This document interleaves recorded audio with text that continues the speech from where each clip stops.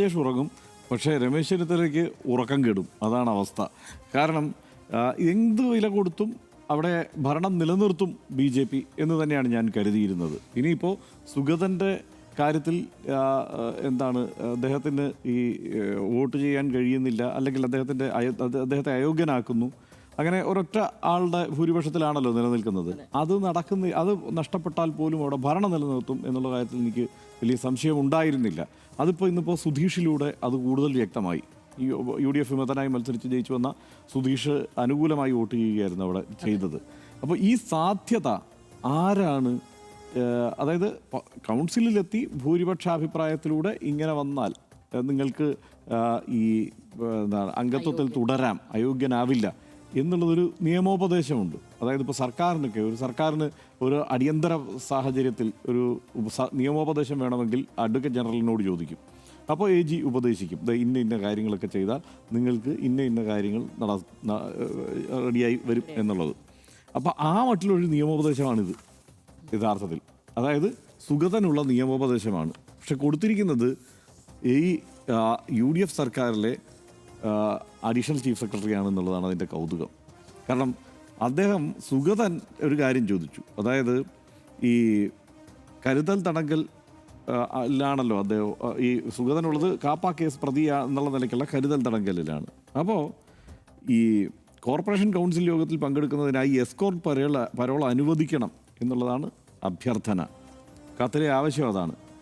നമ്മൾ അങ്ങനെ ഒരാവശ്യം ഉന്നയിച്ച് സർക്കാരിന് ഒരു കത്ത്, എന്തെങ്കിലും ഒരാവശ്യം ഉന്നയിച്ച്, പരോളെന്നല്ല വേറെ എന്തെങ്കിലും ഒരു ആവശ്യം കത്ത് കൊടുത്താൽ നടക്കും, നടക്കില്ല. ഇതിനപ്പുറം ഒരു നിയമോപദേശം നമുക്ക് കിട്ടില്ല. അങ്ങനെ കിട്ടിയ ചരിത്രമില്ല. പക്ഷേ ഇവിടെ വളരെ കാര്യമായ ഒരു നിയമോപദേശം കൊടുത്തിരിക്കുകയാണ്. ഒരു AGയുടെ റോൾ, സുഗതൻ്റെ AGയുടെ റോൾ എടുത്തുകൊണ്ട് ഈ അഡീഷണൽ ചീഫ് സെക്രട്ടറി കൊടുത്തിരിക്കുന്ന ഉപദേശം: മേൽ സാഹചര്യത്തിൽ കോർപ്പറേഷൻ കൗൺസിൽ യോഗ നടപടിക്രമങ്ങളിലും മറ്റും താങ്കൾക്ക് നേരിട്ട് പങ്കെടുക്കാൻ സാധിക്കില്ലെങ്കിലും താങ്കളുടെ കൗൺസിലർ സ്ഥാനത്തിന് അയോഗ്യത വരാതിരിക്കാൻ ജയിൽ സൂപ്രണ്ട് മുഖേന തിരുവനന്തപുരം കോർപ്പറേഷൻ കൗൺസിലിന് അവധിക്ക് അപേക്ഷ സമർപ്പിക്കാൻ താങ്കൾക്ക് അനുവാദമുണ്ടായിരിക്കുന്നതാണ്. മുനിസിപ്പാലിറ്റി ആക്ട് അനുസരിച്ച് കോർപ്പറേഷൻ കൗൺസിലിൽ ഈ അവധി അപേക്ഷ വോട്ടിനിട്ട് അംഗീകരിക്കുകയാണെങ്കിൽ താങ്കളുടെ കൗൺസിലർ സ്ഥാനം അയോഗ്യതയിൽ നിന്നും സുരക്ഷിതമായിരിക്കുമെന്ന വിവരം ഇതിനാൽ അറിയിക്കുന്നു. വിശ്വസ്തയോടെ Namitha T, under secretary, additional chief സെക്രട്ടറിക്ക് വേണ്ടി. എങ്ങനെ ഇരിക്കുന്നു എന്ന് ഒരു ട്രോളുണ്ടല്ലോ, ഒരു മീം ഉണ്ടല്ലോ, അങ്ങനെ ഇപ്പം എങ്ങനെ ഇരിക്കുന്നു. അതെ, അതാണ് അവസ്ഥ. അതായത് ഇത് ആഭ്യന്തര വകുപ്പാണ് സുഗതന് നിയമോപദേശം കൊടുത്തിരിക്കുന്നത്. നിങ്ങളുടെ ഇത് സംരക്ഷിക്കാൻ വേണ്ടി ഇങ്ങനെ ഒരു നീക്കം നടത്തൂ എന്നുള്ളത്. ഇതാണ് ആയുധമായിട്ട് ഇന്ന് നമ്മുടെ പ്രിയ സുഹൃത്ത് VV രാജേഷ് അടക്കം എടുത്തുയർത്തി കാണിക്കുന്നത്. ആഭ്യന്തര വകുപ്പ് തന്നെ ഇങ്ങനെ ഒരു കത്ത് നൽകിയിരിക്കുന്നു. ഇതിൻ്റെ അടിസ്ഥാനത്തിലുള്ള നടപടിക്രമങ്ങളാണ് നമ്മൾ പാലിച്ചിരിക്കുന്നതെന്ന്. അവിടെ ചോര നീരാക്കി പോരാടുകയാണ് ശബരിനാഥൻ. ഈ കോർപ്പറേഷൻ കൗൺസിലിൽ അദ്ദേഹത്തെ ഈ MLA ആയിരുന്നു, മുൻ MLA ആണെന്ന് ഓർക്കണം. ഇത്തവണ മത്സരിക്കാനുള്ള സാധ്യതയുണ്ടായിരുന്നയാളാണെന്ന് ഓർക്കണം. അദ്ദേഹത്തെ കൊണ്ടുവന്ന് വാർഡിൽ മത്സരിച്ച് ഇവിടെ കോർപ്പറേഷനിൽ കൊണ്ടുവന്ന് നിർത്തി. അദ്ദേഹം അവിടെ കൗൺസിലറായി ജയിച്ചു വന്ന് അദ്ദേഹം അവിടെ മൂന്നാമത്തെ പാർട്ടിയെ നയിക്കുന്ന നേതാവായിട്ട് അദ്ദേഹം അവിടെ പോരാടുകയാണ്. അദ്ദേഹത്തെ ഇങ്ങനെ അപമാനിക്കാമോ ഈ ആഭ്യന്തര വകുപ്പ്? ഈ സംസ്ഥാനം ഭരിക്കുന്ന സർക്കാരിൻ്റെ ആഭ്യന്തര വകുപ്പ് ഇങ്ങനെ അപമാനിക്കാമോ? അതായത് കാപ്പ കേസ് പ്രതിയായ ഒരു BJP കൗൺസിലർക്ക് UDF സർക്കാരിൻ്റെ ആഭ്യന്തര വകുപ്പിൻ്റെ പിന്തുണ ഇങ്ങനെ നിയമോപദേശ രൂപത്തിൽ ലഭിച്ചിരിക്കുകയാണ്. ഇതിന് ഉത്തരം പറയേണ്ടതുണ്ട് തീർച്ചയായും. ഇന്നിപ്പോൾ രമേശ് ചെന്നിത്തല നേരിട്ടൊരു ഉത്തരം എന്നുള്ള നിലയിലേക്ക് വന്നിട്ടില്ലെങ്കിൽ കൂടി ഈ കാര്യത്തിൽ അന്വേഷിക്കും എന്നുള്ള നിലയാണ് നമ്മളിപ്പോൾ മനസ്സിലാക്കുന്നത്.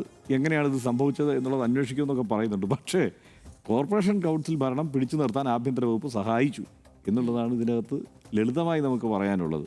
കാരണം അല്ലെങ്കിൽ ശ്യാമിലി എവിടെയെങ്കിലും കണ്ടിട്ടുണ്ടോ ഇങ്ങനെ ഒരു മറുപടി ഒരു അപേക്ഷയിന്മേൽ, ഒരു കത്തിന്മേൽ കൊടുക്കുന്നത്? അത് പ്രത്യേകിച്ച് ഈ ജയിലിൽ കിടക്കുന്ന ഒരു കാപ്പ കേസ് പ്രതിയുടെ അപേക്ഷയിന്മേൽ ഇത്തരം ഒരു മറുപടി കൊടുക്കുന്നത് ഞാൻ കണ്ടിട്ടില്ല. വിവരാവകാശത്തെ പോലും ഇത്ര ഇല്ല. വിവരാവകാശം ഇന്നിപ്പോൾ നമ്മൾ കൊടുക്കുന്ന പല വിവരാവകാശങ്ങളും ഉണ്ടല്ലോ.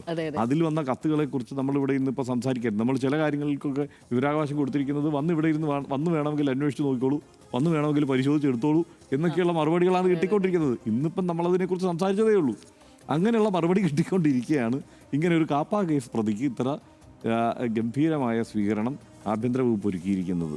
അപ്പോൾ ഇതിനകത്ത് ഉത്തരം പറയേണ്ടത് ഇപ്പോൾ ഒന്നാമത്, കാരണം ഇത് നേരിട്ട് ഈ വകുപ്പുമായി ബന്ധമില്ലായിരുന്ന, അല്ലെങ്കിൽ ഈ തദ്ദേശഭരണ വകുപ്പുമായി ബന്ധമില്ലാത്ത രമേശ് ചെന്നിത്തല ആഭ്യന്തരമന്ത്രി ഉത്തരം പറയേണ്ട അവസ്ഥയിലേക്ക് കാര്യങ്ങൾ വന്നിട്ടുണ്ട്.